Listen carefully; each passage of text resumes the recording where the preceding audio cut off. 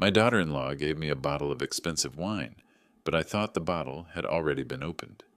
I didn't say anything, and a week later she called me and asked, "How do you like the wine?" I smiled and replied, "I gave it to your mother. I think she'll like it." At first she was silent, but then she screamed, "You ruined everything!"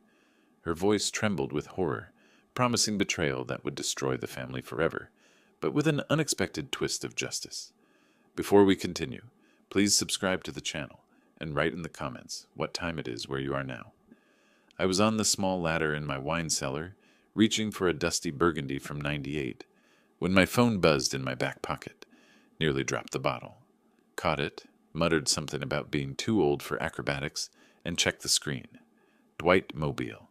My face lit up before I could stop it. "Dad! Hey, we just landed." "Well, not just. We got in this morning, but Dwight, you're back. How was France? Did you—" "Amazing, just amazing. Listen, we're actually not far from your place, and Venera and I thought maybe we could swing by. Bring you something from the trip?" "Tonight? Well, sure. I've got some steaks in the freezer. I can—" No, don't go to any trouble. We'll grab something on the way. 6:30 work?" I climbed down the ladder carefully, set the Burgundy on my workbench. 6:30's perfect. 20 minutes later, I'd pulled 2 ribeyes from the freezer and was setting the dining room table. The good plates, the ones my wife picked out 30 years ago. Dwight hadn't visited in 6 months. 6 months of maybe next weekend, and texts that went unanswered for days, but he was coming now. Bringing Venera, bringing something from France. The doorbell rang at 6:40. I opened it to find them on the porch, Venera clutching a wrapped bottle like her life depended on it. Her smile stretched too wide across her face. "Harrison!" She hugged me with one arm, the other protecting the bottle. "You look wonderful." Come in, come in." I stepped aside. Dwight gave me a quick shoulder squeeze, not quite a hug. His eyes kept darting to his phone in his other hand. "How was the flight?" "Long." Dwight followed Venera inside. "But worth it. The vineyards were incredible, right, Ven?" "Oh, absolutely." Venera unwrapped the bottle with trembling fingers. Tissue paper drifted to the floor. "This is for you, Harrison, from Bordeaux. We visited the Siege Chateau, and, well, Dwight insisted we bring you something special." I took the bottle carefully. Chateau Margaux, 1995. The label alone made my chest tighten. Chateau Margaux, 1995. "Venera, this is an $800 bottle." "You deserve it." Her laugh came out too loud, bounced off my walls wrong. "After everything you've done for us, for Dwight, putting him through Oregon State, and that was a long time ago." I turned the bottle in my hands, examining it the way 35 years as a sommelier had trained me. My thumb found the capsule automatically, traced the edge, stopped, moved back across the same spot. The cork underneath felt wrong.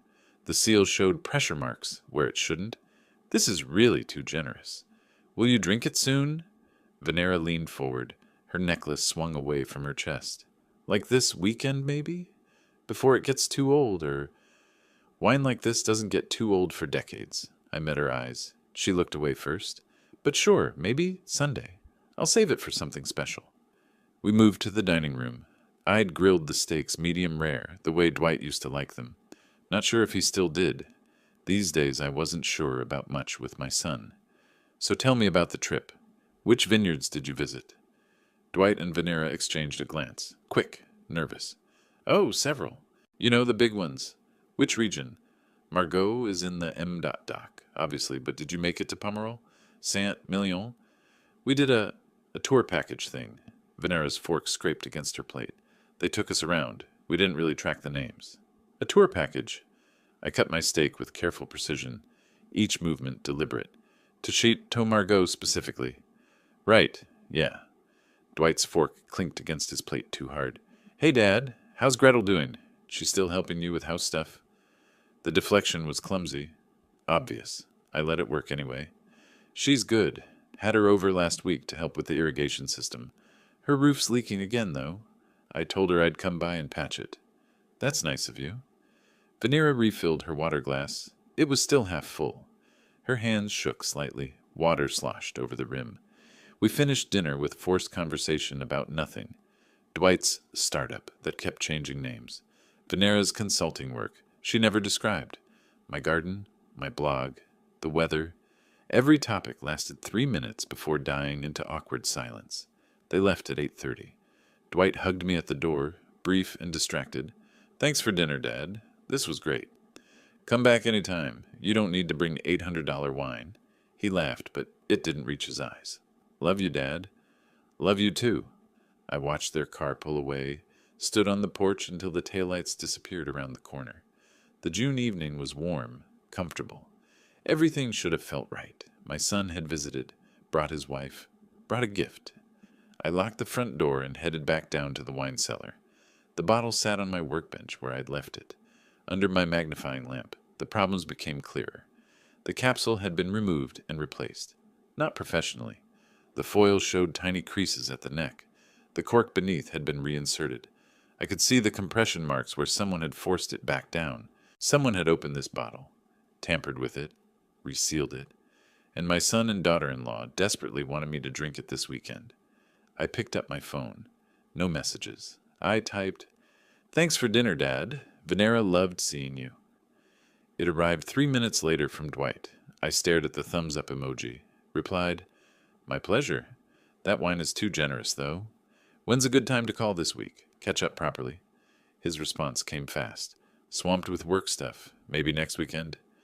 6 months of maybe next weekend. I set my phone down. The bottle sat under the light. $800. Chateau Margaux. Tampered cork. Nervous gift givers. Urgent timeline. My phone rang. Gretel's name lit up the screen. "Harrison, I hate to bother you this late, but my roof is leaking again in the back corner. Any chance you could come by tomorrow and help me patch it? I'll make you breakfast." I looked at the bottle. At the cork that had definitely been opened and resealed. At the wine my son wanted me to drink before it got too old. My thumb traced the label slowly. "Of course, Gretel. Morning work for you? 8 too early?" "8's perfect." I picked up the bottle, held it up to the light one more time. "And Gretel, I'll bring you something. A thank you gift for all the help you've given me this year." We said goodbye. I hung up. The Chateau Margaux sat in my hand.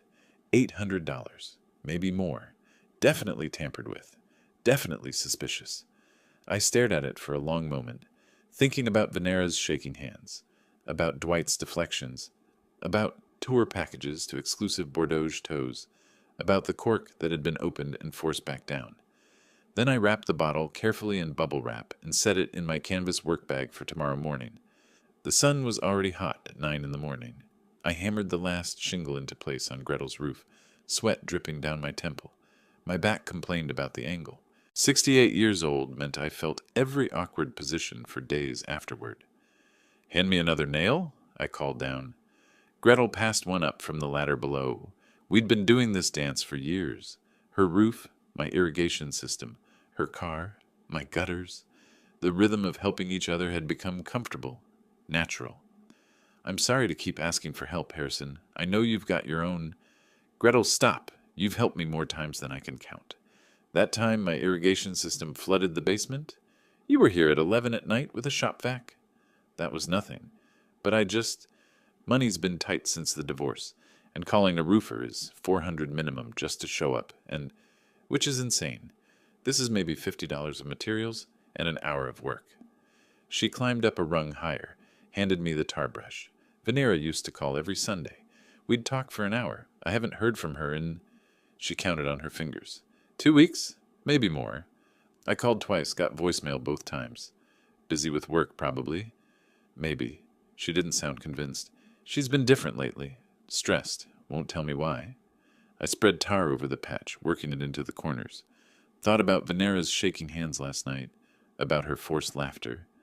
They seemed fine yesterday. They visited? Gretel's voice sharpened with surprise. Venera didn't mention they were in town. I kept my eyes on the tar. Came by for dinner. Brought me wine from their France trip. France? The confusion in her voice was genuine. Venera didn't mention any France trip. When did they... She stopped herself. Never mind. Not my business. We finished the patch in silence. Climbed down. I stretched my back, grimacing. Gretel wiped her hands on her jeans. "Come in for coffee? It's the least I can do." Her kitchen was small. Worn Formica counters. Chipped linoleum floor, but clean and organized. She poured coffee into mismatched mugs. I retrieved my canvas bag from the porch. Before I forget, I pulled out the bubble-wrapped bottle and set it on the counter between us. She stared at it. Harrison, what? I unwrapped it carefully. The Chateau Margaux emerged, label gleaming in her kitchen light. Harrison, what? This is Chateau Margaux, 1995. Dwight and Venera brought it back from their France trip. France? Venera didn't mention any. She stopped, touched the bottle with one finger like it might bite her. This must be worth about $800, give or take. Her hand jerked back. I can't accept this. This is... You can. And if you need the money, there are wine auction sites. I can send you links, or you could drink it. But honestly, I leaned against her counter. Selling it makes more sense for you right now. Harrison? Her voice cracked. She blinked rapidly, pressed her palms flat on the counter. This is too much. It's not enough. For everything you do. I picked up my work bag. I should head out. Got some garden work waiting. She was crying now, silent tears sliding down her face while she stared at the bottle. Thank you. I don't... Thank you. I let myself out. The drive back to Lake Oswego took 30 minutes. I spent it with the radio off, thinking about Dwight's face when he was 7 years old, when he'd broken my favorite coffee mug and cried harder than I'd ever seen. I'm sorry, Daddy. I'm so sorry. I'd told him accidents happen, told him I loved him more than any mug. When had Daddy become Dad, become checking his phone at dinner? At home, I changed into garden clothes and headed outside. My tomato plants needed weeding. The mindless work usually helped me think. Usually. I knelt in the dirt, yanking weeds with more force than necessary. Clumps of soil flew. My hand squeezed around a weed root, knuckles white. Relaxed, squeezed again. 5 years ago, Dwight had shown up for my 63rd birthday, made sourdough French toast at 6 in the morning. Dad, sit down. I got this.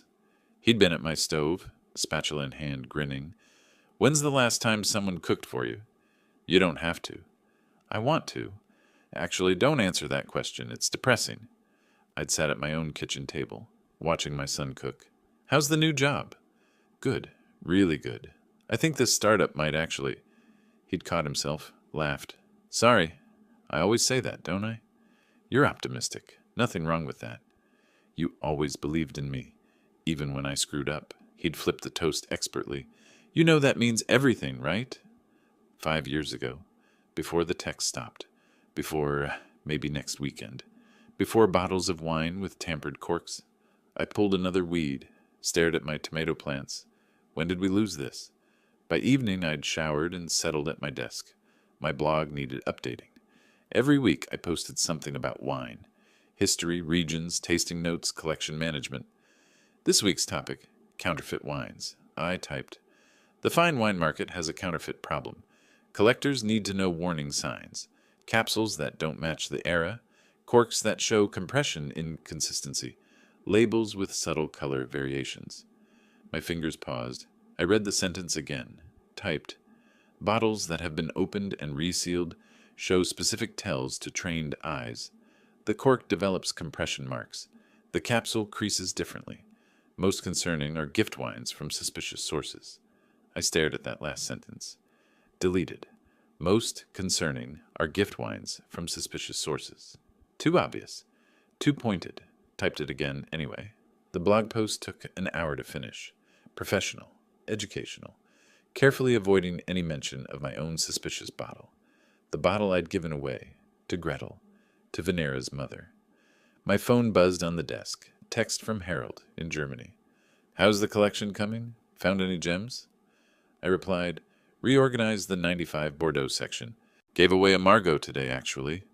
His response came fast. Gave away a Margaux? Dad, are you feeling okay? Long story. How's the vineyard? Harvest prep is killing me. Worth it, though. Heard from Dwight lately? I stared at the question. My thumbs hovered over the keyboard. Typed, saw him last night. He seems busy. Busy or avoiding? Sorry, not my business. Love you, Dad. Love you, too. Talk Sunday. I set the phone down, opened my wine blog draft again, read the paragraph about counterfeit bottles, about resealed corks, about wines that couldn't be trusted, saved it as a draft, didn't publish. Outside my office window, the June evening faded to darkness. I poured myself a glass of wine. Not Chilled to Margot. A simple Oregon Pinot Noir. Local. Trustworthy. Mine. The glass was halfway to my mouth when my phone rang. Venera's name on the screen. I set the wine glass down, stared at her name. The phone buzzed again in my hand. Again. On the fourth ring, I answered. Venera? Her voice came through shaking. Wrong. Nothing like last night's forced cheerfulness. Harrison, have you drunk that wine yet? The Margot? Something wild lived in her tone. Something barely controlled. My other hand tightened around my wine glass. The Pinot suddenly looked darker than it should. Venera? What's wrong?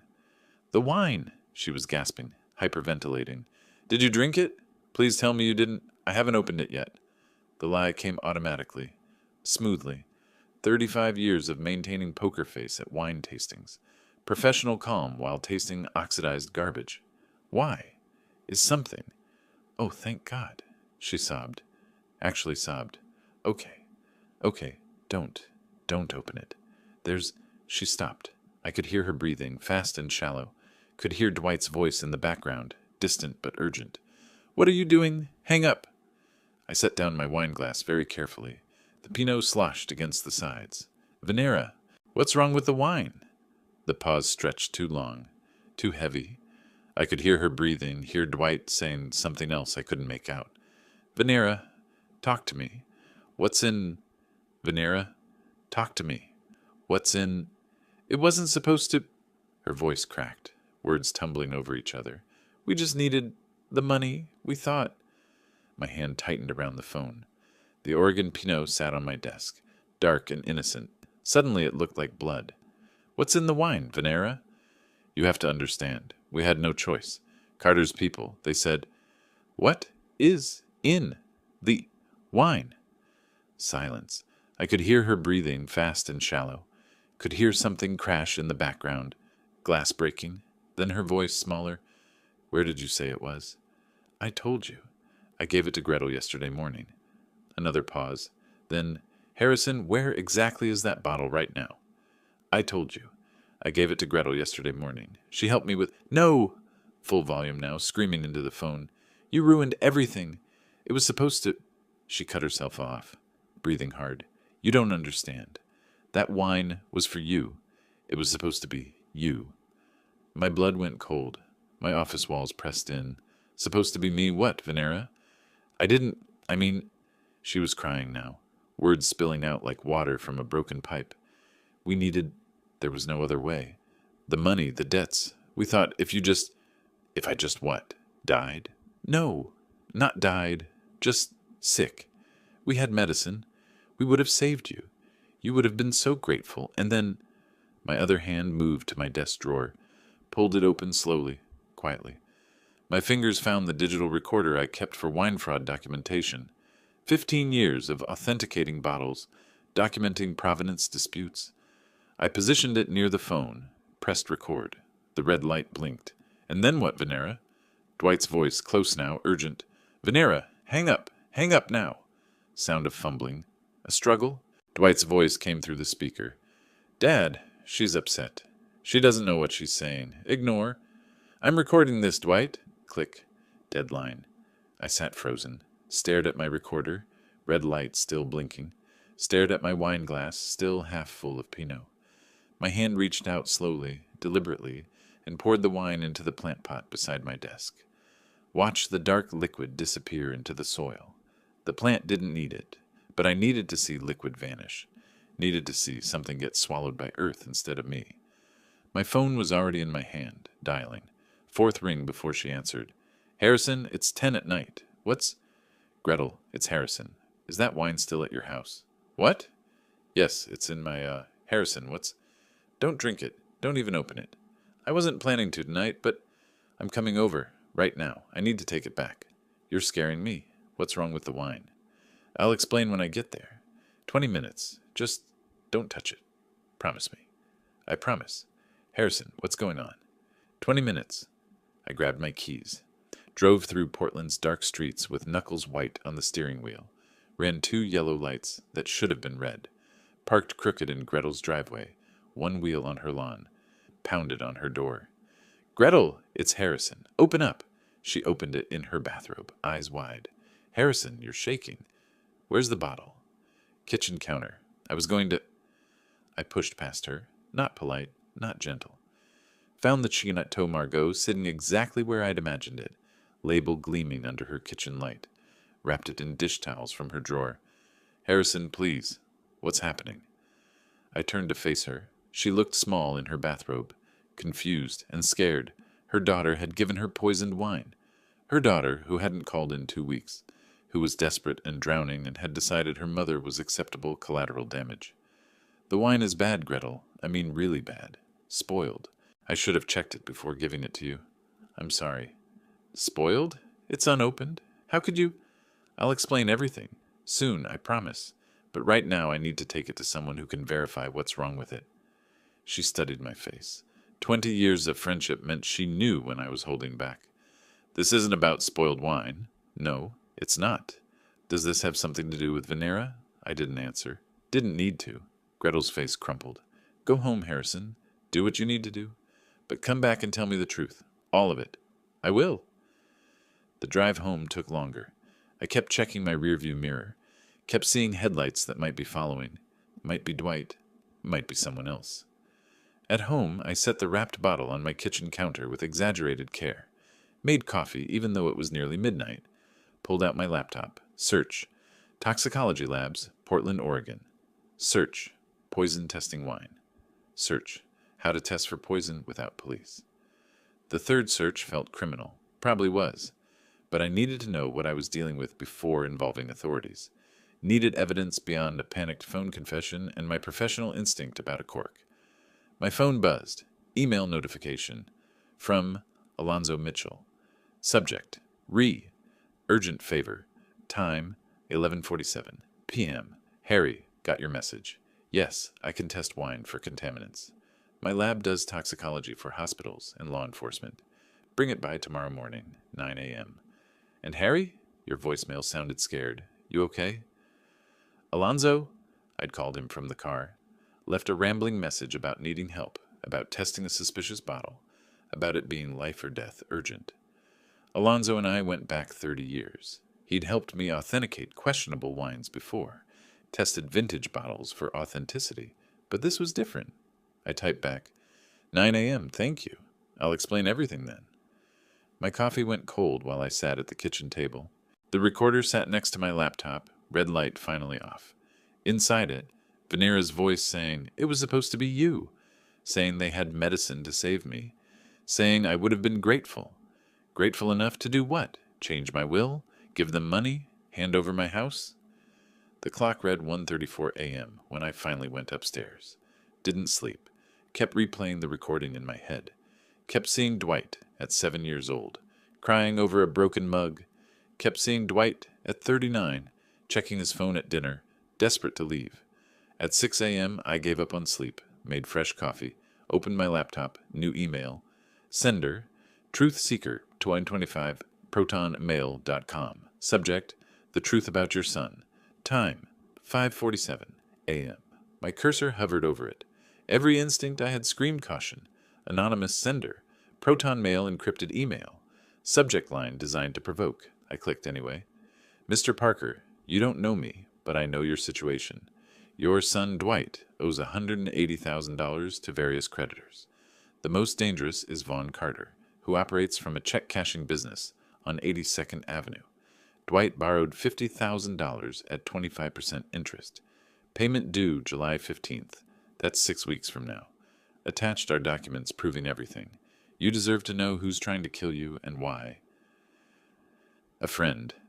3 attachments, photo files, and a PDF. I downloaded them. My antivirus flagged nothing. The files opened. Photo 1. Loan documents with Dwight's signature. Multiple pages, official-looking letterhead. Photo 2. Dwight shaking hands with a heavy-set man outside a business with fast cash in the window. Timestamp, May 28, 2025. Photo 3. A credit report. Dwight's name at the top, numbers in red. $180,000 in total debt. The PDF, more detailed breakdown, 5 different loans. interest rates ranging from 8% to 25%, payment schedules, all coming due between July and August. I stared at the screen. This was detailed. This was inside information. This was someone who'd been watching my son for weeks or months. This was someone I didn't know, sending me evidence I desperately needed, for reasons I couldn't fathom. My laptop started running slower, fans whirring louder. I ran a security scan, nothing found. But my hands shook anyway. 35 years of verifying wine provenance, 35 years of authenticating bottles, checking sources, never trusting convenient information, and here I was, downloading suspicious attachments like someone who just discovered email existed. "Brilliant, Harrison," I muttered. "Real brilliant. Why not just write, 'I trust anonymous strangers' on your forehead?" But the information looked real. The photos were genuine. The dates aligned with Dwight's nervous behavior, with Venera's desperation, with $800 wine and tampered corks. My phone buzzed. Text from unknown number. "Did you get my email? Your son is in deeper than you think. The loan shark's name is Vaughn Carter. He works out of a check cashing place on 82nd Avenue. Dwight has until July 15th to pay. That's 6 weeks." I stared at the message, screenshot it, deleted it. The sender knew too much. Way too much. Who watches a family this closely? Who compiles evidence and sends it to the victim? At 8:45 a.m., I wrapped the CH.tow Margot in bubble wrap, placed it in a padded wine carrier, and drove to Alonzo's lab. The elevator in Alonzo's building smelled like antiseptic and old coffee. My reflection in the steel doors showed a man who'd aged a decade in 48 hours. Gray stubble I'd forgotten to shave. Eyes with dark circles deep enough to store wine. The lab was on the 4th floor. Industrial space converted to something clinical. Alonzo met me at the door, took one look at my face, and gestured me inside without a word. "Let me see it." I unwrapped the CH.tow Margot carefully, set it on his examination table under bright lights. Alonzo pulled on latex gloves, picked it up, rotated it slowly. "Walk me through why you think this is poisoned." I pointed to the cork. "The seal's been compromised. See the pressure marks? Someone uncorked this, added something, resealed it. Not a professional job, but careful enough that most people wouldn't notice." "Most people aren't sommeliers." He set it down with exaggerated care. "What are we looking for? Arsenic? Something botanical?" "I don't know. Something that would cause sudden illness. Heart attack symptoms, maybe. Something with an antidote." His eyebrows rose. "An antidote. That's specific. The person who gave this to me," I stopped, rephrased. "The people who tampered with it had medicine ready to save me after I got sick. That's," Alonzo whistled low, "that's calculated. That's not crime of passion. That's premeditated. You sure about this?" I pulled out my phone, played him the recording. Venera's voice filled the sterile lab. "It was supposed to be you. We had medicine. You would have been so grateful." Alonzo's face went pale. "Jesus, Harry. Can you test it?" "I can test it." He looked at the bottle like it might explode. "Give me 3 days. I'll run every panel we've got. Alkaloids, heavy metals, cardiac glycosides, everything. 3 days? For you? I'll make it priority. But Harry, this is evidence. This is attempted murder. You need to call the police." "Not yet. Harry, I need to understand why first. I need to know how deep this goes." I headed for the door. 3 days. Call me the second you know anything." Back home, I stood in my office, staring at my phone. The French importer's number was in my contacts from 2 years ago. Portland Wine Conference. We talked about Burgundy aging potential for an hour. It was 8 p.m. in Bordeaux. I dialed. "All. Claude, this is Harrison Parker from Portland, Oregon. We met at—" "Monsieur Parker." "Oui, I remember you. The conference, your knowledge of Burgundy was impressive. How are you?" "I'm well. I'm calling about a recent purchase. My son, Dwight Parker, claimed he visited Chateau Margaux in May and purchased a bottle of their 1995. Keyboard clicking. Long pause. "Monsieur Parker, I show no purchases under that name. Are you certain it was through our import company?" My pen pressed hard against my notepad. Could he have bought directly at the Chateau? Impossible. Chateau Margaux does not sell directly to tourists. All purchases go through authorized importers. And a 1995? More clicking. We've had 3 bottles in our inventory this year, all sold to established clients. No Parker, No first-time buyers. So there's no way. Your son did not purchase this wine in France, monsieur. I am certain. I thanked him. Hung up. Stared at my notepad where I'd written, "No France trip," in letters that got angrier with each word. They never went to France. The whole story was fabricated, which meant they'd bought the bottle here, or stolen it, or acquired it specifically to use as a weapon. Through my office window, I could see Felix Hunter on his porch next door, reading his newspaper, coffee mug at his elbow, retired Portland PD detective, my neighbor for 15 years. I walked across my lawn to his house. "You look like hell, Harry." He set down his paper. "Come sit down. I need a favor. Name it. I need you to investigate someone." "Who?" "My son." Felix's coffee mug stopped halfway to his mouth. Set it down carefully. "You want me to investigate your own son? I want you to find the truth. Harry, I've known Dwight since he was in diapers. Watched him grow up right there." He gestured at my house. "You sure you want me digging into his life? Would you rather I find out he tried to kill me on my own? Or with someone who knows what they're doing?" Felix was quiet for a moment, studied my face. "Tell me what you know." I told him everything. The wine, the phone call, the recording, the anonymous email about debts. When I finished, Felix leaned back. "I never liked that girl he married, Venera. Something about her always felt calculated, like she was running numbers while talking to you." He picked up his coffee. "Okay, I'll do it. But Harry, if I find what you think I'm going to find, then I'll deal with it. No, then we'll deal with it. Legal, proper, by the book. I didn't retire from Portland PD to watch neighbors commit murder. Clear?" "Clear. Give me a day. I've still got contacts at banks, phone companies, public records. I'll see what I can dig up." That was Monday afternoon. Tuesday at 2:47 p.m. my phone buzzed. Found him. Meeting with Carter right now at the check cashing place, getting photos. "Your boy looks scared." I typed back. "How scared?" "Sweating through his shirt, scared. Carter's doing all the talking. Dwight's nodding like a bobblehead. This guy's in deep." An hour later, got financial records from my banking contact, $180K total. $50K from Carter at 25% interest. Payment due July 15th. That's 5 weeks, Harrison. I stared at my phone. $50,000 at 25% interest. That was over $12,000 in interest alone. If Dwight couldn't pay the principal, the interest would bury him. And Carter wasn't the type to accept payment plans. I texted back, "What happens if he doesn't pay?" "Nothing good. Carter's not the negotiating type." Tuesday evening, Felix spread documents across my dining table. Bank statements, photographs taken with telephoto lens, printed text messages his contact at the phone company had pulled. "Your boy's been busy." He tapped the bank statements. 6 different lenders, 3 legitimate banks. 3. He slid a photo toward me. Heavy-set man outside Fast Cash. Not so much. I picked up the photo. Dwight's face was clear even from a distance. Frightened. Desperate. Shaking the man's hand like making a deal he knew would destroy him. Started 14 months ago with a legitimate business loan. $10,000 for his startup. That one he paid back on time. Felix traced the timeline with his finger. Then bigger loans. $20,000. $30,000. Each one to cover the previous one. Classic debt spiral. And Carter? Carter was last resort, May 28th.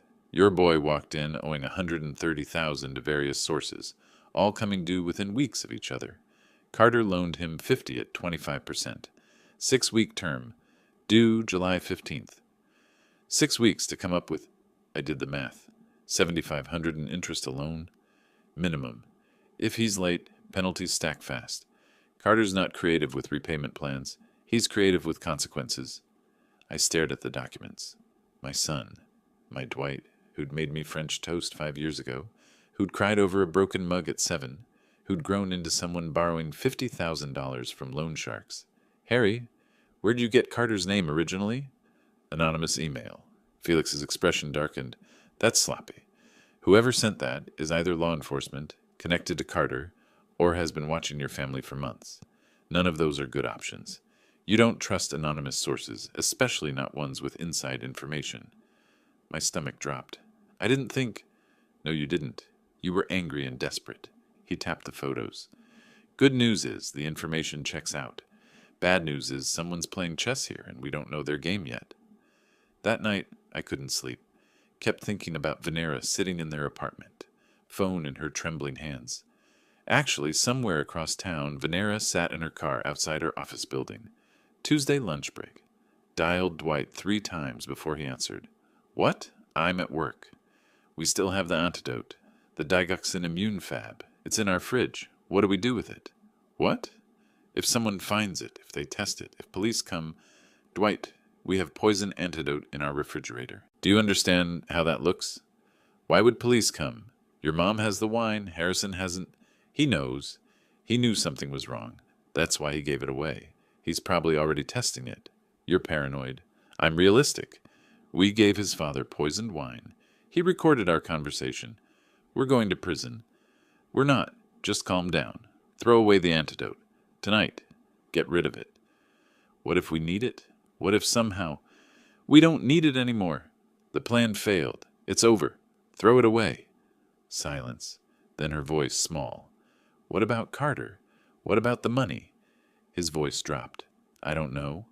She hung up, sat in her car, hands shaking on the steering wheel. That night, Venera sat on the floor of their bedroom closet, door closed, phone flashlight illuminating the small space. In her hands, their wedding album.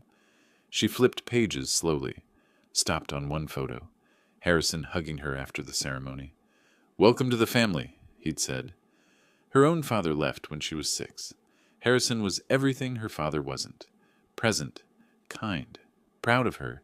He'd helped with their first apartment deposit, sent birthday cards, never forgot, and she'd repaid him by putting poison in his wine.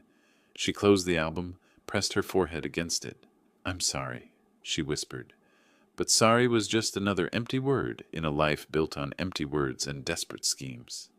Wednesday afternoon, I was in my garden, hands in dirt, trying to work off 3 days of nervous energy. My phone buzzed in my pocket. I stripped off my gardening gloves, saw Alonzo's name, sat down hard on the ground, right there among the tomatoes. Tell me. Harrison, sit down. You need to hear this. I'm sitting. It's not just poison. It's a combination. Oleander extract and arsenic trioxide, specifically formulated to cause cardiac arrhythmia that mimics natural heart attack. In a man your age, the ER wouldn't even question it. My free hand gripped a tomato stake for support. But here's the thing.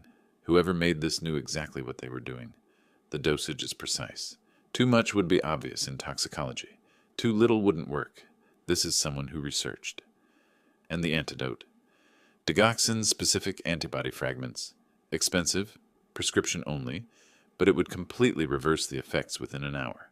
They planned to poison you and then save you. I would have been grateful. You would have been dependent.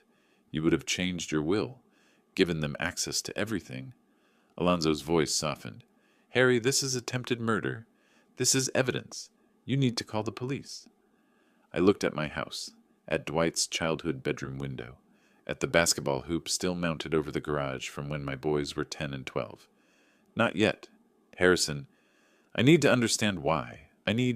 My phone buzzed. Call waiting. Unknown number. Alonzo, I have to go. Send me the full report. I switched calls. Hello? A man's voice, unfamiliar, slightly amused. Mr. Parker, we should talk about your son's debt, and about what I can offer you. My blood ran cold. Who is this? Let's just say I'm someone with a mutual interest in seeing Dwight Parker face consequences. I'm the one who sent you those emails, and I have a proposition that might interest you. I don't make deals with loan sharks? That's what you were going to say, wasn't it? He chuckled.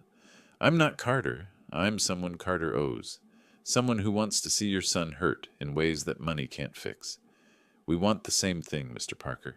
Let me help you. My thumb hovered over the end button. Tomorrow, the coffee shop on Main Street in Lake Oswego. Noon. Come alone, or don't come at all, and watch your son, maybe. Possibly survive this. Your choice. Click. Deadline. I sat in my garden, surrounded by tomatoes, and evidence and impossible choices. Held my phone, stared at the unknown number, and I sat in my garden, surrounded by tomatoes and impossible choices. The unknown caller's voice still echoed, Tomorrow, noon, come alone. I didn't go inside right away, sat there until the mosquitoes found me. until the June evening cooled into something uncomfortable. My phone buzzed twice more. Felix checking in. I ignored both calls. At midnight, I finally moved. Walked inside, poured bourbon I didn't drink, opened my laptop. Alonzo's email was waiting. Full toxicology report attached. I clicked it open, read it 3 times. Oleander extract and arsenic trioxide.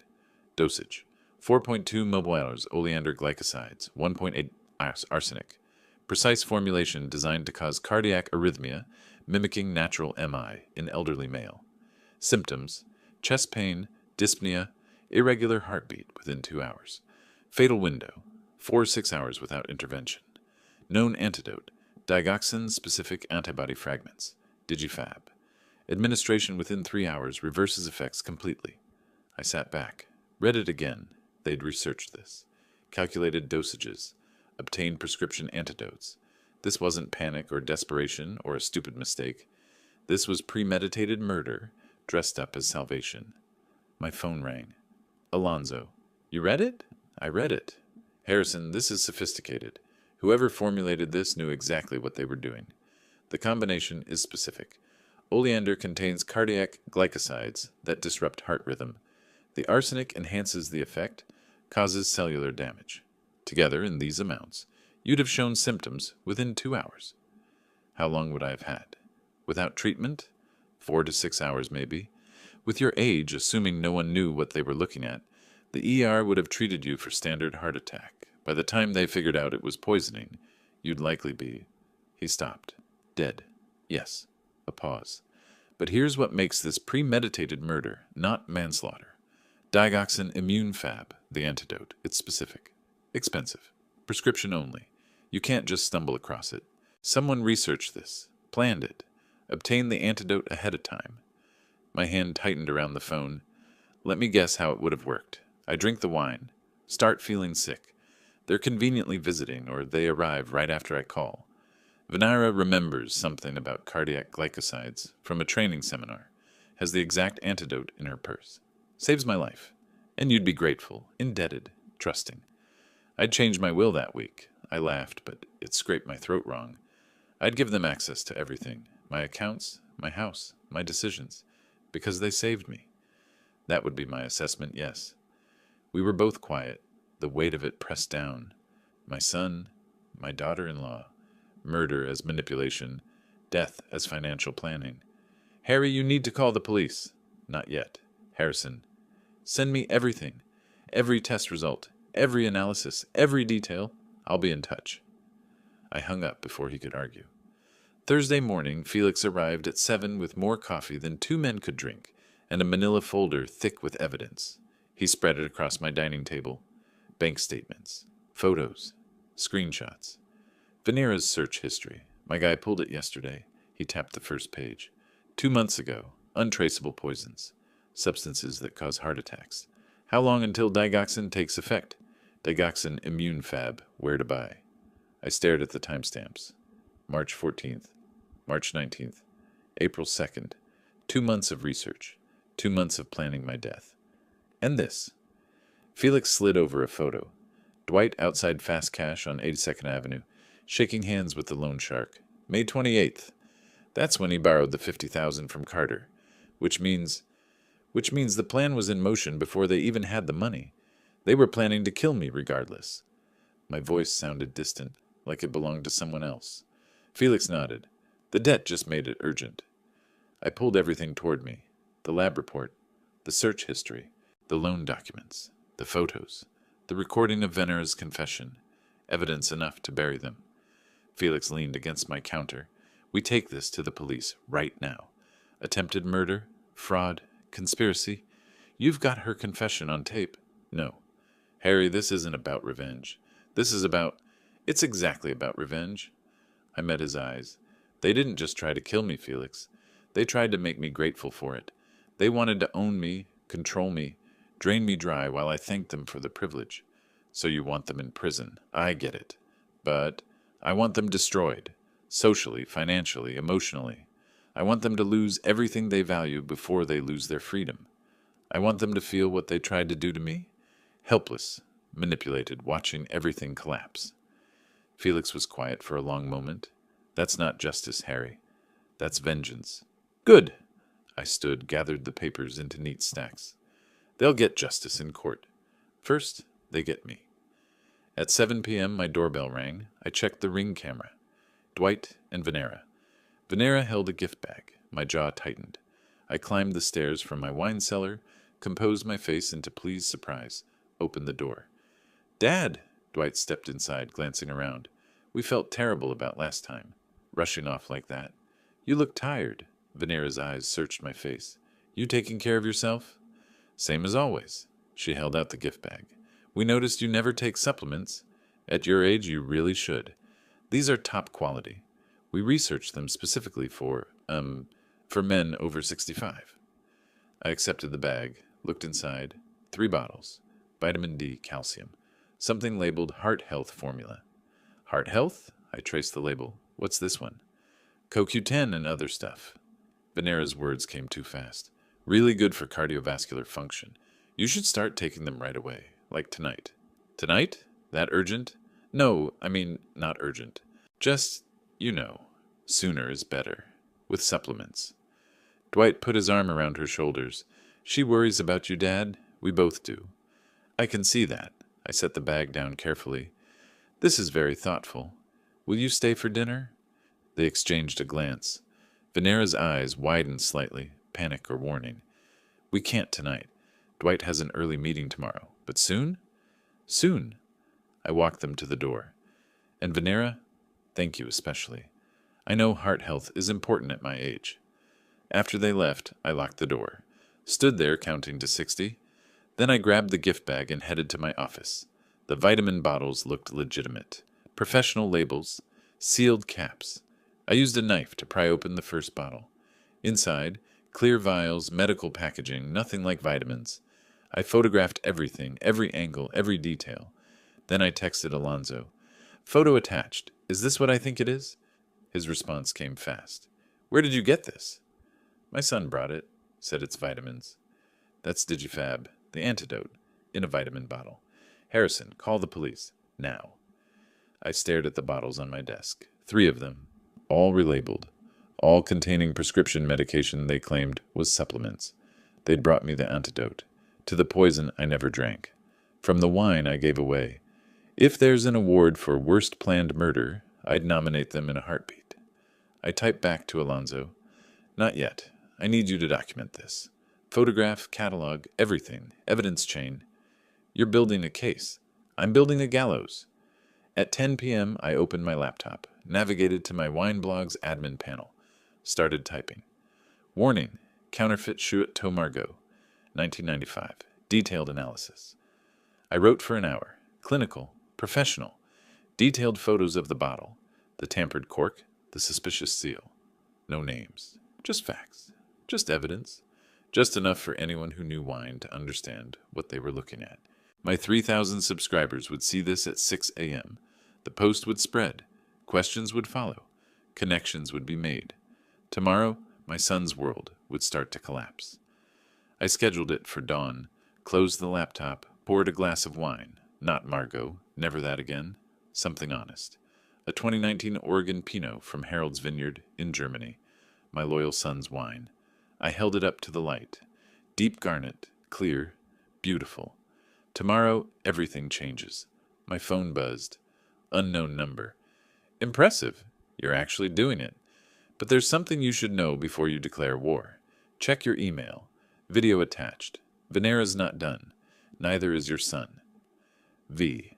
My hand tightened around the wine glass. I set it down carefully, afraid I'd shatter it. The email was waiting. Video attachment. Thumbnail showed Venera outside a pharmacy. I clicked play. Wednesday afternoon. Yesterday. Venera approaches a building. Greenwood Pharmacy on Hawthorne. Meets someone near the entrance. The camera angle shows her face clearly. The other person's back only. Money exchanged. Small package received. Brown paper bag, maybe 6 inches by 4 inches. Venera looks around nervously. Then she's crying. Actually crying. Wipes her face. Takes the package. Leaves. Timestamp 2 p.m. 3 hours before they came to my house with the vitamins. I watched it again. Then again. On the third viewing, I paused on Venera's face. The tears were real. The fear was real. But so was the transaction. She bought more. She bought more poison. And I had no idea what she was planning to do with it. My phone rang. Felix. Harry, are you okay? I've been calling. Get over here. Now, bring your tablet. There's something you need to see. At 6:02 a.m., I refreshed my blog. 2 comments already. By 6:30, 27. By 8 a.m., 143. My phone wouldn't stop buzzing. Wine Guru, Seattle. Harrison, this is attempted murder, not authentication fraud. I type back, I'm documenting potential health hazards. The authorities will determine criminal liability. A vintage collector, NYC. That specific bottle. I remember it. Someone tried selling it on eBay. March? April? Seller backed out when I asked for documentation. My fingers paused on the keyboard. Do you remember the seller's username? D. Parker, 1986. Portland area. Said it was family collection, but couldn't provide purchase records. There it was. Proof of earlier planning. Proof they'd tried to sell the bottle, probably to fund the scheme when they first conceived it. Proof this wasn't impulsive desperation. Sommelier Life PDX. Holy hell. Harry, are you saying someone in your family? I didn't respond to that one. Let them draw their own conclusions. My coffee went cold. I kept refreshing, kept watching the numbers climb. By noon, 287 comments. By 3 p.m., the post had been shared to Reddit's wine community, multiple Facebook groups, Instagram accounts. Traffic counters showed 23,000 views and climbing. My phone rang. I let it go to voicemail. Rang again. Different number. Voicemail. Someone from Wine Spectator. Someone from the Oregonian's food section. A detective from Portland PD asking if I'd filed a report. I turned off the ringer. Watched my son's world burn in real time through comment threads and share counts. At 10 a.m., I drove to Lake Oswego. The coffee shop on Main Street. Carter was already there. Back booth, expensive suit, cheap coffee. I slid into the opposite seat, uninvited. Placed a manila folder on the table between us. Said nothing. He opened it. Flipped through slowly. Photos of his check cashing operation. Client lists. Loan documents with interest rates that would get him 20 years. Closed it without expression. Felix Hunter's work? Very thorough work. You're blackmailing me. I'm offering you a business proposition. I pulled a bank envelope from my jacket, set it beside the folder. $60,000 cash for a $50,000 debt. 20% profit for 1 hour of your time. Or I give this folder to the Portland Police Department. Felix still has friends there. Good friends. Carter drummed his fingers on the table. What's your angle? You buying your son's debt just to forgive it? I'm buying it to control it. He'll pay every penny. But first, he'll do something for me. What? I leaned forward. He'll confess. Everything. On video? Notarized? The poisoning attempt, the planning, all of it. Then he'll pay the debt monthly from his salary until it's clear. That's cold. That's fair. Carter studied me. 40 years of criminal enterprise reading faces, calculating angles. Whatever he saw made him smile slightly. Deal, he extended his hand. Cash first, though. I slid the envelope across. He counted it. $61,000 bills. Pocketed it. Your boy's problem is your problem now. My boy has always been my problem. 30 minutes later, I received the confirmation email. Debt transferred.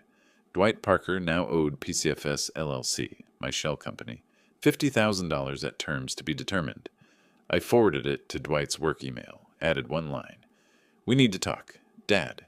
Then I drove home and waited. At 11:47 a.m., my phone exploded. 6 calls from Dwight in 10 minutes. Then texts. Dad, call me. Please. What is happening? Did you buy my debt? Dad, please. I didn't respond. Let him spiral. Let him check my blog and find the post. Let him connect the dots. Let him understand that I knew everything and he knew nothing. Felix called at noon. Harry, your blog is everywhere. Someone found Dwight's old eBay listing. It's in the comments with screenshots. I saw. There's a reporter at your front door. I see that too.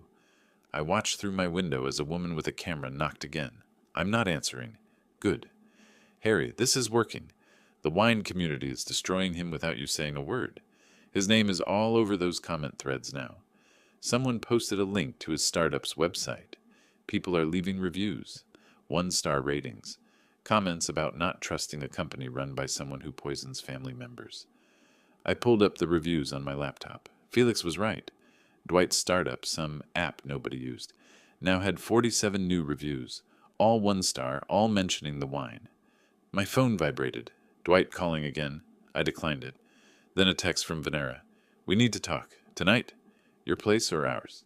I typed back. Mine. 7 p.m. Come alone. Both of us need to. Alone, Venera, or not at all. No response. At 4 p.m., Felix arrived with his tablet. You need to see this. Surveillance from yesterday. He queued up the video. I had already seen it. The mysterious V had sent it. But I watched again. Venera at Greenwood Pharmacy. Meeting someone. Money for package. Crying. This was Wednesday. 2 p.m. Felix zoomed in on the timestamp. 3 hours before they came to your house with the vitamins. She bought more. I said it flatly. Looks that way. But Harry, look at her face. The image froze on Venera's expression, tears on her cheeks, mascara smudged. Genuine fear or genuine guilt, or maybe both. She's terrified. Or guilty. Or both. Felix closed the video. Question is, what's the new target? I stood, paced to the window. Me again. It has to be me. The first plan failed, so she's trying something simpler. Or it's someone else. I turned. Who else? Who else knows about the wine? About the original plan? Felix's expression was grim. Gretel, your daughter-in-law's mother. The woman who actually ended up with the poisoned bottle. My blood went cold. They wouldn't. They already tried to kill you. Why stop at matricide? Because it's her mother.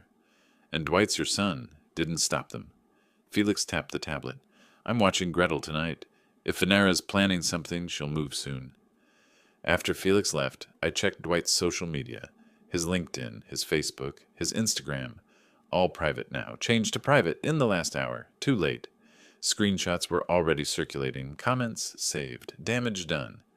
At 6:45 p.m., I was reviewing the debt transfer documents when my phone buzzed. Text from Dwight. Can't reach Venera. She's not answering. Do you know where she is? I stared at the message. Typed. She said she was coming here at 7. She's not there yet? No. Dad, I'm scared. Something's wrong. She's been acting weird all day. Won't tell me what she's doing. When did you last hear from her? 4 p.m. She said she had errands. That's it. She won't answer calls or texts. My stomach tightened. I checked the time. 6:52 p.m. If Venera was planning something with that pharmacy package, if she'd spent all day preparing, my phone rang. Unknown number, I answered. Mr. Parker? A man's voice, young, shaking. This is Sam from Greenwood Pharmacy. I'm calling about a woman who was here yesterday. Venera Parker? I think she might be in trouble. What kind of trouble? She bought arsenic, like a lot of arsenic. For gardening, she said, but the amount was... Look, I'm not supposed to call customers, but I saw the news today. About the poisoned wine. And I remembered her, and I just... If she's planning to hurt someone... When was she there?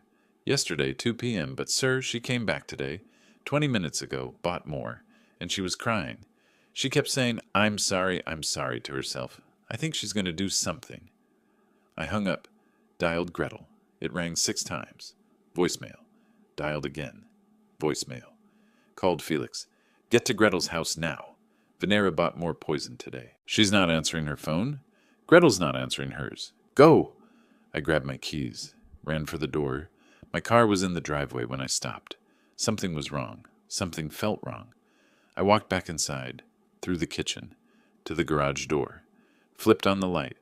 Everything looked normal. Car, tools, storage, workbench. Then I saw it. On my workbench. A wine glass. My wine glass from earlier. The one I'd used for Harold's Pinot. I stepped closer. The glass still had wine in the bottom. Deep garnet red. And floating in the wine. Small white crystals. Barely visible. Dissolving slowly. My phone buzzed. Text from unknown V. She came while you were meeting Carter. Spare key under the flower pot. You really should move that. She added oleander extract to every open wine bottle in your house. Your Pinot, your Chardonnay, your daily drinking bottles. She was here 30 minutes. Felix was with you. I was watching her. You're welcome. V. My hands shook. I'd almost drunk that. Would have, if not for Felix's arrival. The distraction, the surveillance video discussion. I'd almost drunk it. Another text. She's not targeting Gretel. She's been targeting you. Again. All day. Check your coffee maker. Check your orange juice. Check everything. I walked to the kitchen like moving through water. Opened the refrigerator. My orange juice container sat on the top shelf. I pulled it out, held it to the light. Small particles suspended in the liquid, settling at the bottom. The coffee maker. I lifted the lid. The grounds looked normal until I stirred them with a spoon. White powder mixed in. She'd poisoned my house, my food, my drinks, everything. While I was out destroying her life online and buying her husband's debt, she was in my home poisoning everything I might consume. I pulled out my phone, dialed 911, stopped. If I called now, they'd investigate. They'd find the poison. They'd arrest her, and I wouldn't get to finish what I started. My thumb hovered over the call button. Another text from V. Don't call the police yet. You're close to something bigger. Trust me. Who are you? Someone who wants the same thing you want. Venera and Dwight destroyed. But there's more to this than you know. Give me until tomorrow. Then you'll understand everything. V. My phone rang. Felix. Harry, I'm at Gretel's. She's fine. She's here. She hasn't drunk anything unusual. She's safe. I exhaled. Thank God. Where are you? Home. Felix, Venera poisoned my house today while I was meeting Carter. The wine, the coffee, the orange juice, everything. Silence. Then, Jesus, did you? I'm fine. I didn't drink anything. Someone warned me. Someone? Who? I don't know. They've been texting me, watching the house. They knew Venera was here. Harry, that's not good. I know. But they saved my life. Twice now. Or they're playing you. Setting up something worse. My doorbell rang. I checked the camera. Venera, standing on my porch, alone, hair disheveled, eyes red from crying, hands empty. She rang again, then knocked, then pounded on the door. Harrison, please, I know you're home. I need to talk to you. Please. Felix's voice through the phone. Harry, don't open that door. I have to. This ends tonight. Harry! I hung up, walked to the door, put my hand on the knob. Every instinct screamed not to open it. But I'd started this. I'd published the blog. I'd bought the debt. I'd declared war. Time to face the enemy. I opened the door. Venera stood there, mascara streaked, hands shaking, looking like someone at the end of everything. I know you know, she whispered. I know you've known all along. And I'm here to tell you everything. Please, just listen. I stood there, Venera on my doorstep, mascara streaked, looking at the end of everything. I know you know, she whispered. I know you've known all along, and I'm here to tell you everything. Please, just listen. I stepped aside. She came in, sat on my couch like a defendant awaiting sentencing, but I had other plans for tonight. Save it for tomorrow, I said. We're having a family dinner, Saturday, 6 p.m. Everyone. Her head snapped up. Everyone. You, Dwight, your mother, your brother. Piper? Why would you invite... She stopped. Understanding dawned across her face. Oh, God. You know about Piper. I know everything. I pulled out my phone, dialed the number that had been texting me, put it on speaker. It rang twice. A male voice answered, Took you long enough to call back, Mr. Parker.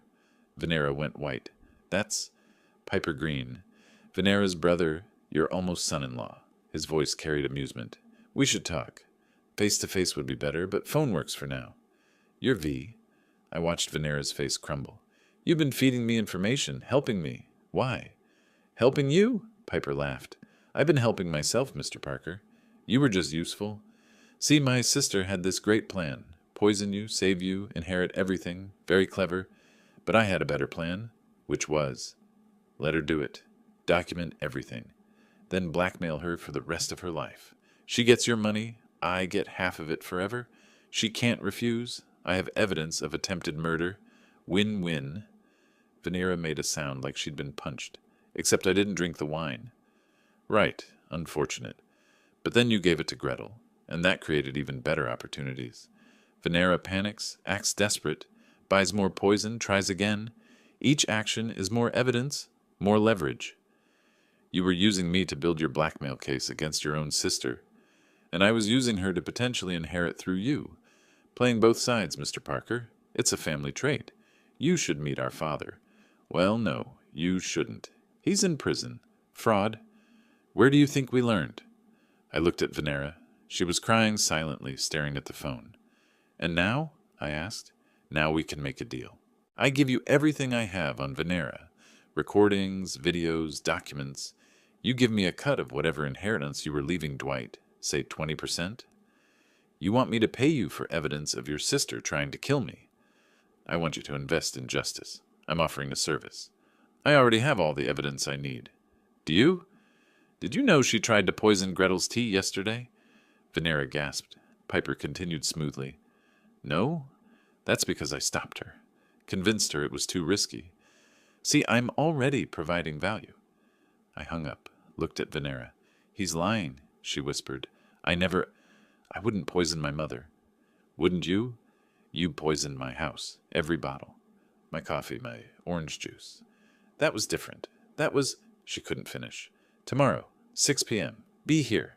Both of you, all of you. I walked to the door, opened it. Now leave. She left. I called Felix. Get over here. We need to plan. Friday morning, Felix arrived with coffee and a thick folder. Piper Green, age 34. Venera's half-brother. Different fathers. Criminal record, 2 counts fraud, 1 assault, multiple gambling debts currently totaling $70,000. I looked up. 70,000? Same network as Dwight, different shark, but they all know each other.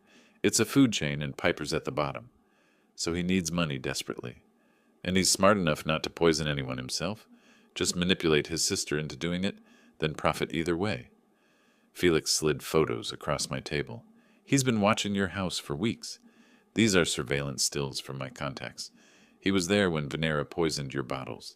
Took photos. Didn't stop her. I stared at the images. Piper in his car, camera visible, watching my house while his sister committed attempted murder inside. He documented her crimes. For leverage, he's been building a blackmail case while pretending to help both of you. Felix leaned back. Harry, this is dangerous. You're bringing all of them together tomorrow night. Desperate people do desperate things. I know, but I want them in one room. I want them to see each other's lies. I want them to turn on each other. And Gretel? I was quiet for a moment. She deserves to know. She deserves to understand who her daughter became. That will destroy her. I know. My voice cracked. I know. Felix studied my face. You having second thoughts? Third and fourth thoughts. But we're past the point of stopping. I composed the group text carefully. Family dinner, Saturday 6 p.m., my house. Important estate matters to discuss. Everyone must attend. Dwight, Venera, Gretel, Piper. No exceptions. Harrison. My thumb hovered over send. 10 seconds passed. I hit it. The responses came fast. Dwight. Dad, is this really necessary? Can't we discuss this privately? Venera.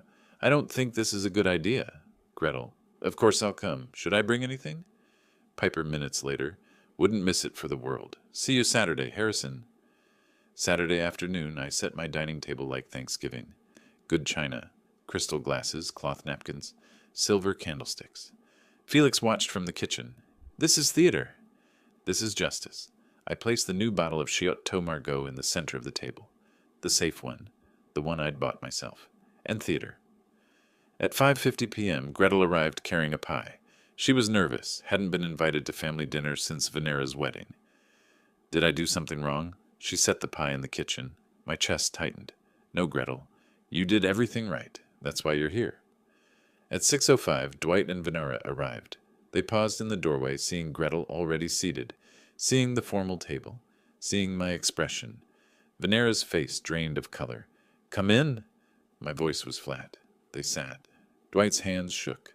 Venera kept glancing at her mother, then away. At 6:08, Piper arrived carrying wine. The audacity. He kissed Gretel's cheek, shook my hand firmly, clapped Dwight on the shoulder, playing the perfect family member. His eyes met mine over the handshake. A challenge. A smirk. Everyone sat. Gretel smoothed her napkin on her lap, exactly like my late wife used to do. My throat constricted. She didn't deserve this. I could still call it off. Send everyone home. My hand moved toward my phone. Then Piper laughed at something Dwight said, and the moment passed. I stood at the head of the table, picked up the Chateau Margaux. Thank you all for coming. I know this is unusual, but we need to talk about family, about trust, about wine. I held up the bottle. About this wine specifically. Venera's hands gripped the table edge. Dwight stared at his plate. Piper leaned back, watching. Gretel looked confused.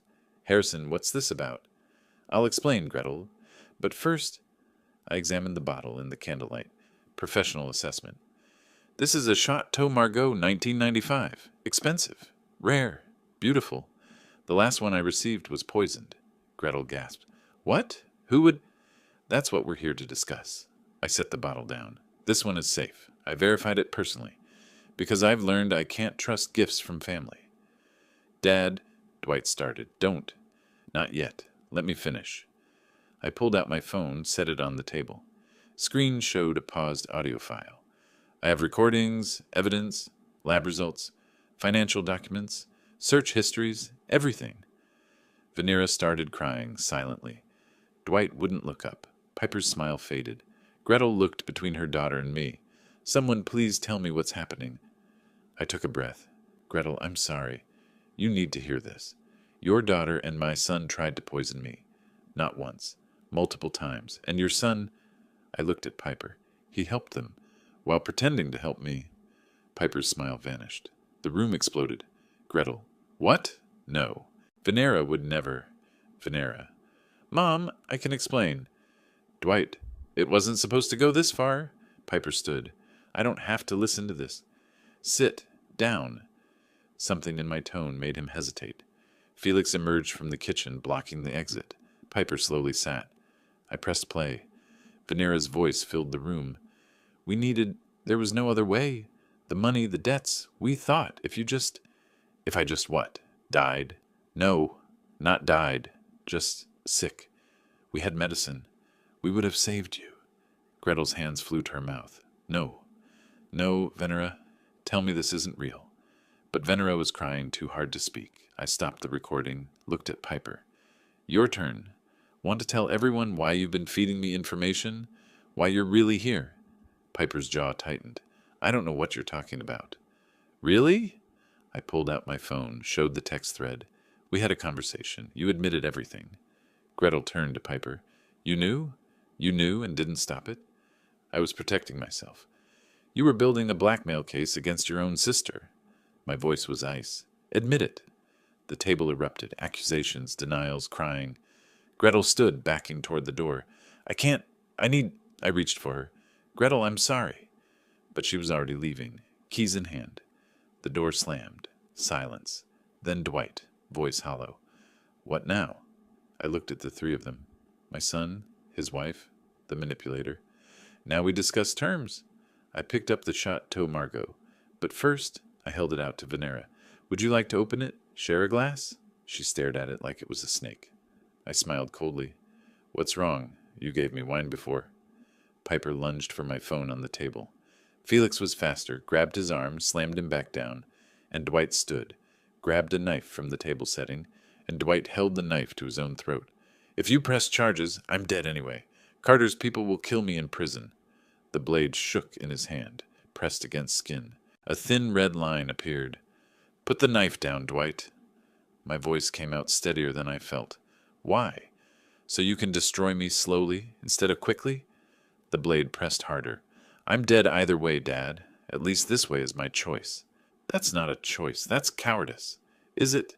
You want to lecture me about courage?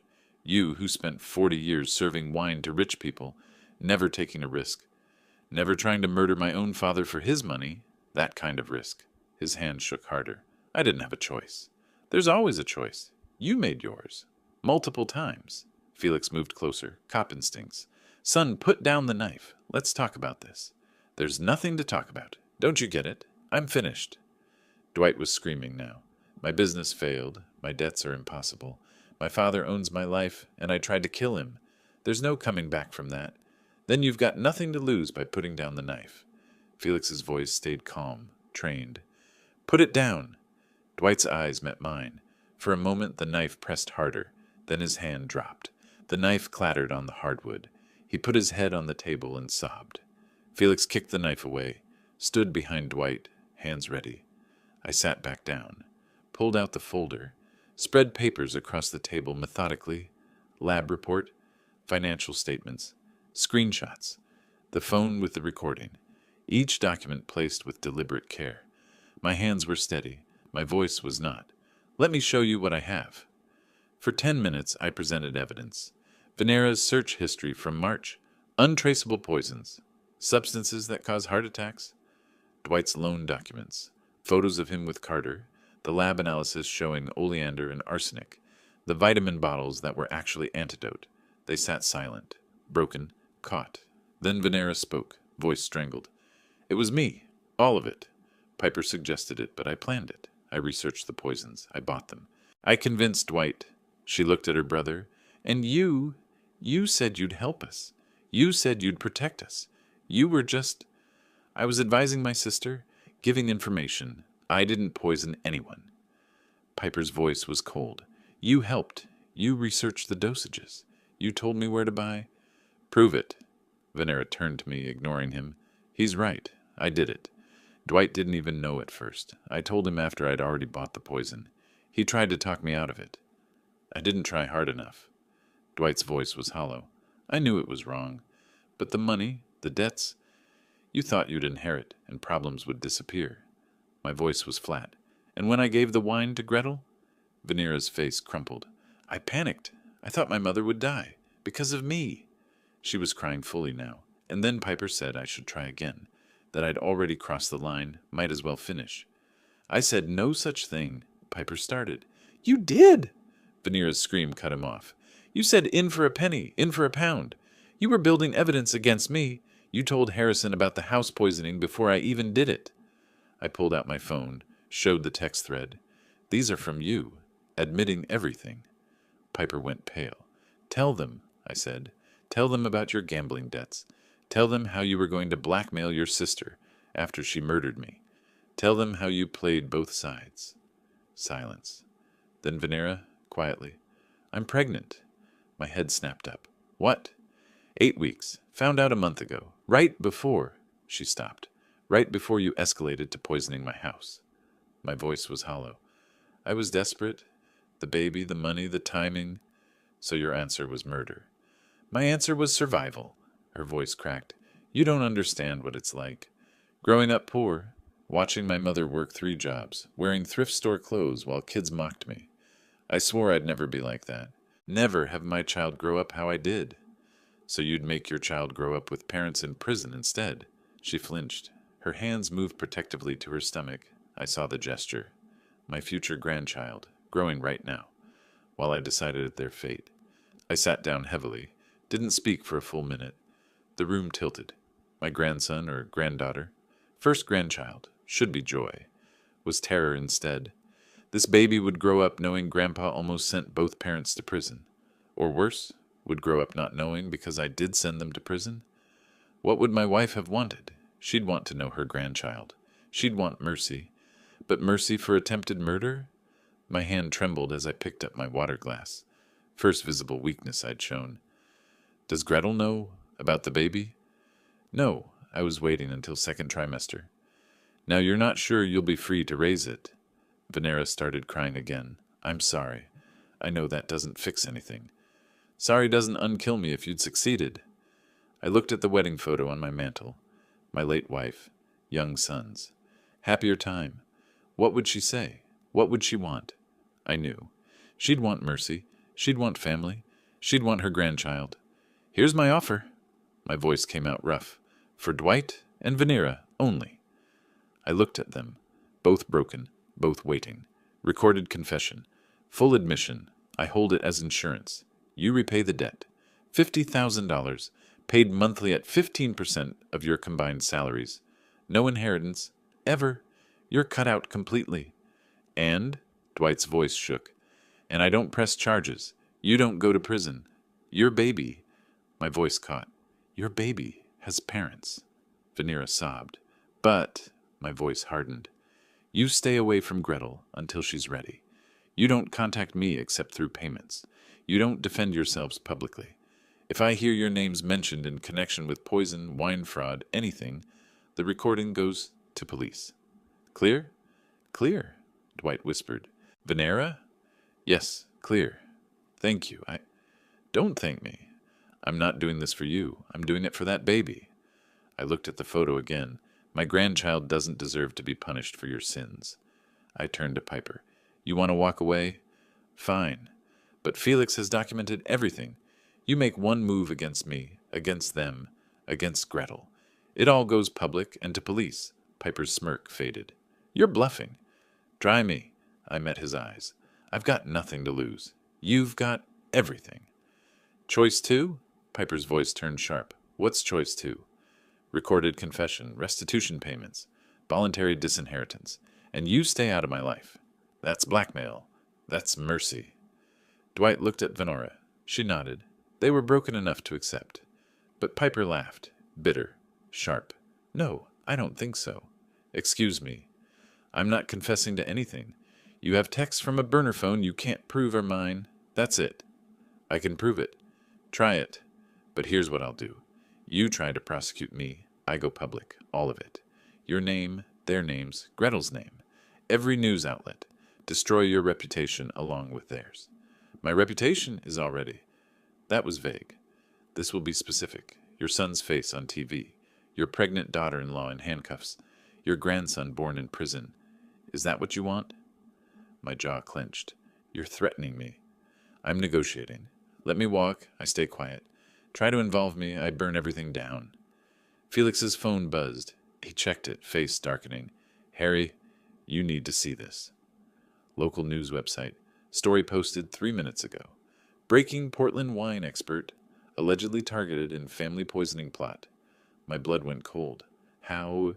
Anonymous tip. 10 minutes ago. Felix scrolled. They have details. Everything. Piper's smile returned. Told you. I don't make empty threats. You did this? Just now? My voice was deadly quiet. Sent the email before I came. Scheduled release. If I didn't cancel it by 7 p.m., it auto-sends. He checked his watch. 7:27. Oops. The room erupted. Dwight, you just destroyed all of us. Venera, my mother. This will kill her. Piper shrugged. Should have let me walk away clean. My phone exploded with notifications. Text messages. Email alerts. My blog readership spiking. You mutually assured destructed us all. No. I freed myself. You can't blackmail me when it's already public. I'm untouchable now. Felix moved toward Piper.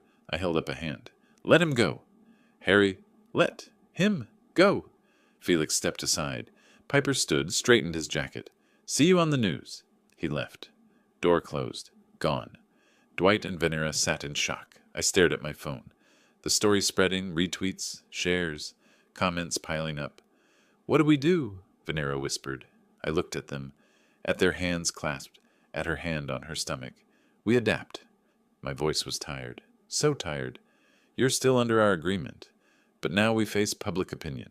Together or separately. Your choice. Together, Dwight said. If we're going down, we go telling the truth. All of it. Even Piper's involvement? Especially Piper's? Venera's voice was cold. He wants to burn everything. He burns too. I nodded. Tomorrow we prepare a statement. Public. Full. Honest.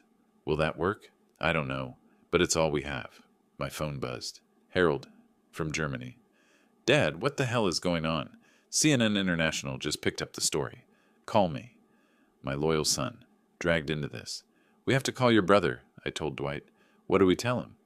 The truth? No more lies. Outside, a car pulled up. News van. Camera operator getting out. Felix closed the curtains. They'll want a statement. Not until we're ready. I stood, every year showing. Tomorrow. I picked up the Sea Chateau Margaux. This cost $800. I bought it to make a point. I held it to the light. I think I'll drink it. Because if my reputation is burning, I might as well enjoy good wine. Dwight managed a weak smile. Can I have a glass? No. You're paying restitution. You get box wine for 10 years. Felix's phone rang. He answered, listened. That was Gretel. She saw the news. She's coming back. Venera's head snapped up. Mom? She says if you're facing this, you don't do it alone. 15 minutes. Venera broke down completely, because her mother, who had every reason to abandon her, was coming back. "I don't deserve her," she sobbed. "No," I agreed. "You don't. But she's coming anyway. That's what mothers do." The story was spreading. My private revenge now public spectacle. "I'm sorry, Dad, for all of it." Dwight's voice was quiet. I didn't respond immediately, just looked at him, at Venera, at the evidence of their crimes and my revenge. "Tomorrow, we face it together. Tonight, I need you to leave. I need to think." They left. Felix offered to stay. I declined. The house emptied. News van still outside. Phone still buzzing. I opened the CH Tow Margot. Poured a glass. Stood at my window looking at the news crew. Tomorrow, everything changes. Again. Tonight, I drink good wine and wonder if revenge was worth the price. The wine tasted like ashes. Sunday morning, I opened my curtains to 5 news vans on my lawn. Cameras pointed at my house like artillery. My phone showed 87 missed calls. The doorbell rang again, rang continuously. I sat at my kitchen table with cold coffee and the evidence folder. Called my lawyer first, then the police. 2 detectives arrived at noon. Morrison and Silva. I led them to the dining room where everything was still spread from last night. Recording device, lab reports, financial documents, Piper's texts, the poisoned wine glass sealed in a bag. Morrison picked up the recorder. "You documented everything." "I'm a wine authenticator. Documentation is what I do." For 3 hours I gave my statement. My throat was dry by the end. "Mr. Parker, this is one of the most meticulously documented attempted murders I've ever seen. Why didn't you come to us immediately?" I wanted to understand why first. I wanted them to face themselves before they faced justice. Morrison spread photos across the table. "Walk me through the timeline." May 15th. My son and daughter-in-law returned from a trip they claimed was to France. It wasn't. They presented me with a Chateau Margaux, 1995. I noticed the cork had been tampered with. "But you didn't report it?" I didn't know what it was yet, just that something was wrong. I gave the bottle to Gretel Green as thanks for helping with my roof. "So you inadvertently gave away poisoned wine." "I inadvertently saved my own life." My voice came out flat. When Venera called, asking if I'd drunk it, she panicked. That's when I knew. Morrison played the audio. Venera's voice filled the room. "You ruined everything. It was supposed to be you." My colleague analyzed the wine. Oleander extract and arsenic trioxide. Dosage calculated to cause cardiac arrest in a man my age. And they had the antidote ready. The plan was to poison me, let me suffer, then save me and gain my trust. My money. That's premeditated attempted murder. That's my son and daughter-in-law? My voice cracked. They arrested all 3 simultaneously. Felix texted me photos. Dwight in handcuffs at his apartment. Venera crying in a patrol car. Piper arguing with officers. All going to the same place. All because I'd documented everything. At the police station, Venera confessed within an hour. Her lawyer tried to stop her, but she talked anyway. "I did it. All of it. I researched the poisons. I bought them. I put them in the wine. I convinced Dwight to help." "Why?" "Money. We were drowning. Dwight owed $180,000. $50,000 to a loan shark. We were going to lose everything. I thought if we saved him after poisoning him, he'd be grateful. He'd help us. And when he gave the wine to your mother?" Venera closed her eyes. "I panicked. I thought my mother would die. Because of me. So I bought more poison. Tried to poison his house. Tried to—" Crying now. "I kept trying because I was in too deep. Because my brother said if I stopped, all I'd have was guilt and no money." "Your brother was involved?" "He was playing both sides. Feeding information to Harrison, feeding me advice. Trying to profit from whoever survived." "And you're pregnant?" Her hand moved to her stomach. 8 weeks. "That baby will be born while you're in prison, Mrs. Parker."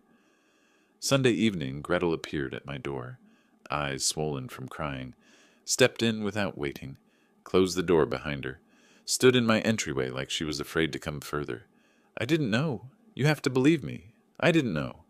"I know, Gretel. I never thought you did." She sat at my kitchen table, hands wrapped around tea she wasn't drinking. "She's my daughter, my baby girl. I changed her diapers. I walked her to her first day of school. I worked 3 jobs to give her a better life, and she—" Voice breaking. "She tried to kill you. She tried to poison me. How did I raise someone who could do that? You didn't raise that person. You raised a little girl who loved you. Somewhere along the way, she became someone else. I failed her. No." My voice was firm. "You did everything right. She made her choices. Evil choices. But they were hers." I pulled out my checkbook. Wrote carefully. $10,000. Slid it across the table. "I can't accept this. This is too much. You can, and you will, because you deserve it. Because someone in that family should have something good come from this nightmare." My voice softened. "Because you remind me why I bothered fighting at all. There are still good people." She took the check with shaking hands. "I'll pay you back." "No, you'll pay it forward. That's enough." After she left, I sat alone in my house. News vans still outside, phones still buzzing, evidence folder still on my table. I'd won, I'd survived, I'd gotten justice. Why did it feel like losing? Monday morning, a messenger delivered an envelope. County jail return address, Dwight's handwriting. "Dad, I know you'll never forgive me. I don't deserve forgiveness.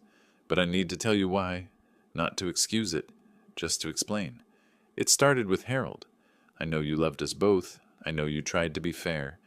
But he was always the good one, the successful one. Went to Germany, became a real vintner, sent you money, called every week. And me?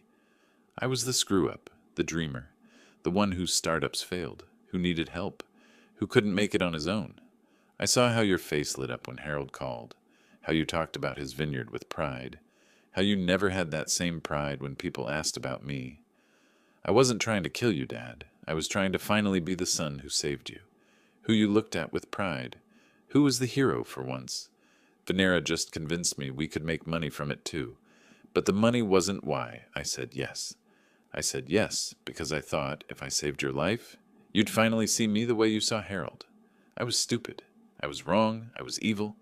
But I was also desperate to be your son. Really your son. Not just the other one. I'm sorry. For everything. Dwight, I set down the letter. My hands were shaking. My eyes were wet. He'd wanted my love so badly he tried to murder me for it. The irony was suffocating. Had I favored Harold? Had I been unfair? Or was this Dwight's perception warped by failure and insecurity? I didn't know. I'd never know. My phone rang. My lawyer. "The arraignment is tomorrow. All 3 defendants. Media will be there. Are you prepared?" "Yes."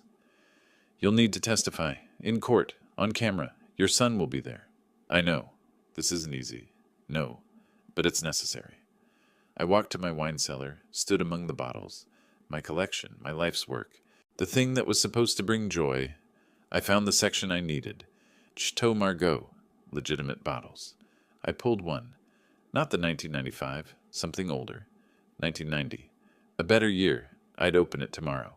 With Harold, who was flying in from Germany. My loyal son.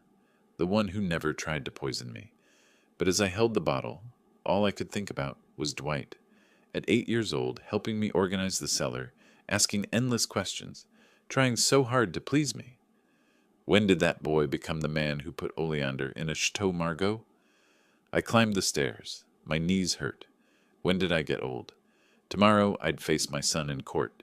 Tomorrow I'd testify. Tomorrow I'd help send Dwight to prison.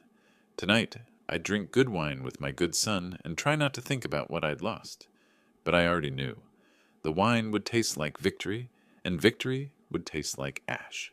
6 weeks later, I sat in the courthouse gallery while the judge delivered sentences. "Mrs. Parker, you have been found guilty of attempted murder in the 1st degree, conspiracy, and fraud. The court acknowledges your pregnancy. However, the premeditated nature of your crimes demands significant consequences. You are hereby sentenced to 8 years in the Oregon State Correctional Institution for Women, with possibility of parole after 5 years. Venera sobbed. Her lawyer steadied her. "Mr. Dwight Parker, you are sentenced to 10 years in the Oregon State Correctional Institution, with possibility of parole after 7 years. Dwight showed no reaction, just stared at the table. "Mr. Piper Green, you are sentenced to 5 years, with possibility of parole after 3 years. Piper's face darkened, but he said nothing. This court notes that there are no winners here. A family has been destroyed. Justice has been served, but at immeasurable cost. Court is adjourned. Dwight was let out in chains, passed within 6 feet of me, looked at the floor, not at me. Deliberate avoidance. I didn't call out, didn't reach. Just watched my son disappear through a door. Harold waited outside. 42 years old, suntanned from German vineyards, his mother's eyes. Hugged me hard. Didn't let go for a long time. I felt myself shake in his son's arms. Realized I was crying. When did I start crying? That evening we sat on my back porch overlooking the garden, the Chateau Margaux. 1990 breathed in 2 glasses between us. Legitimate bottle from my collection. Should taste glorious. Tasted like duty. Harold raised his glass. To justice. I touched my glass to his, but didn't echo the toast. Just drank. You did the right thing? Right doesn't mean easy. Right doesn't mean it doesn't hurt. Right doesn't bring back my son. Dwight made his choices. I know, but I keep thinking, was I a bad father? Did I favor you? Did I make him feel like he had to try to murder me just to get my attention? Dad, no, you were a great father, to both of us. Dwight's insecurity was his own. Was it? Or did I create the man who made those choices? Harold didn't answer. Neither did I. We sat in silence, wine untouched between us. 2 weeks later, Felix found me in the garden, hands in dirt. You're avoiding the cellar. Perceptive. I didn't look up, kept pulling weeds. Your collection's worth a fortune. You're just going to let it sit there? It's wine. It sits by definition. Harry, what do you want me to say? That I can't go down there without seeing Dwight as a kid? That every bottle reminds me I won but lost everything that matters? You didn't lose everything. You have your life, your house, your other son. 1 out of 2 isn't a great batting average. Felix was quiet. The DA's office wants to give you a commendation for the documentation. They want to give me an award for sending my son to prison. They want to acknowledge you did the right thing when it was hard. I finally looked up. I don't want an award. I want my son back, the one who wasn't a murderer. The 8-year-old who helped me organize wine bottles. Can they give me that? No. Then I don't want their award. I posted on my blog that week. Not about tannins or terroir. About cost. The most expensive wine is the one that costs you your family. Be careful who you raise your glass with. Sometimes the price is higher than you can afford. Sometimes you pay it anyway. The comments came fast. Harrison, we've followed this story. I can't imagine what you've been through. The most expensive wine. That hit hard. I'm sorry for your loss. Because it is a loss, even though justice was served. One comment stood out. You destroyed your own son for trying to steal from you. Was it worth it? Was your pride worth your family? I read it 3 times. Didn't respond. Closed the laptop. Wondered if they were right. One day, sorting mail, a photograph fell out. 20 years old, wrinkled, colors faded. Dwight at 19, standing next to me at a wine tasting. Both smiling. Dwight looking at me with hero worship. I traced his face in the photo with one finger. Whispered, I saved my life, but I lost my son. 1 month after sentencing, I checked my mailbox. Bills, junk mail, and an envelope with Oregon Women's Correctional Center return address. Venera's name in the corner. I read it standing in my driveway. Then sitting on my porch steps. Then at my kitchen table with bourbon I didn't drink. Dear Harrison, I know I have no right to write to you. I know I don't deserve your attention or your time. But I need to tell you something. I'm pregnant. You already knew that. But what you don't know is what it means.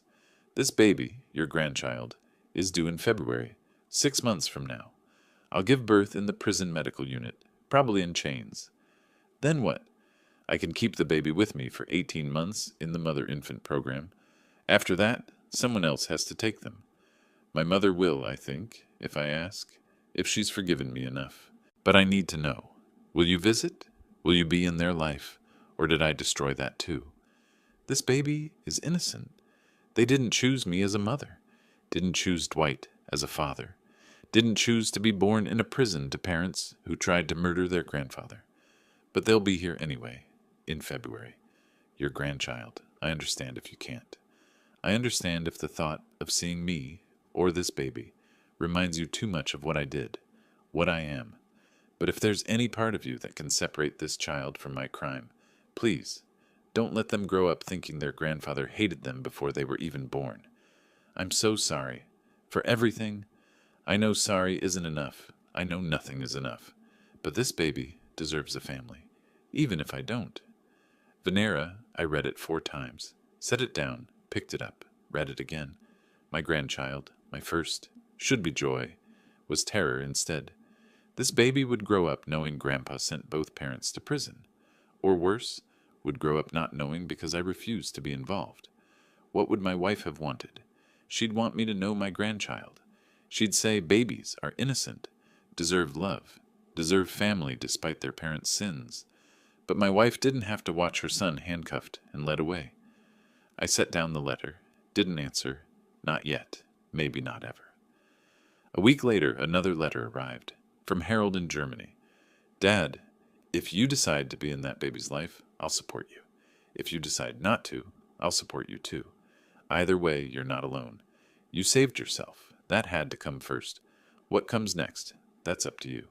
But whatever you decide, I'm here. Always. Harold. I put it in my desk drawer with the other 2 letters. Dwight's explanation, Venera's plea, Harold's support. 3 letters, 3 impossible choices, 3 different relationships. I still haven't answered any of them. I stand at the top of the cellar stairs sometimes. Haven't been down in weeks. My life's passion, my collection, the thing that brought me joy, now it just reminds me of Dwight at 8 years old, asking why wine needs to be stored lying down. I close the door. Don't go down. The garden grows wild. I got a citation for overgrown weeds.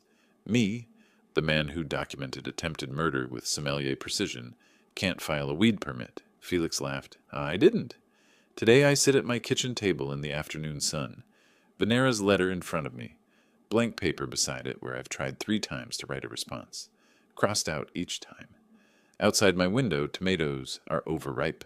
My phone buzzes with another ignored call. On the table, the photograph of young Dwight. The letter about the unborn grandchild. My reading glasses. A glass of water I forgot to drink. Not bourbon, not wine, just water. Because wine tastes like memories I can't stomach. Harold's return ticket to Germany is tomorrow. I'll be alone again. With my victory. With my justice. With my loss. I pick up the pen, put it down, pick it up again. What do I write? Congratulations on your pregnancy in prison? I'll be there when my grandchild is born in a correctional facility? Don't contact me again? I don't know. I fold the letter, put it in the drawer with the others. Both unanswered, both maybe unanswerable. I walk to the back porch, look at my garden, my house, my life. I won. I survived. I got justice. Why does it feel like losing? The sun sets over Portland. My garden fades into shadow. Inside, my wine collection sits untouched in the cellar. Tomorrow I'll have to decide about the pregnancy letter. Tomorrow I'll have to figure out how to live with my victory. Tomorrow. Tonight, I just sit and watch the sunset and wonder if the old Harrison, the one before the poisoned wine, would recognize the man I've become. I don't think so.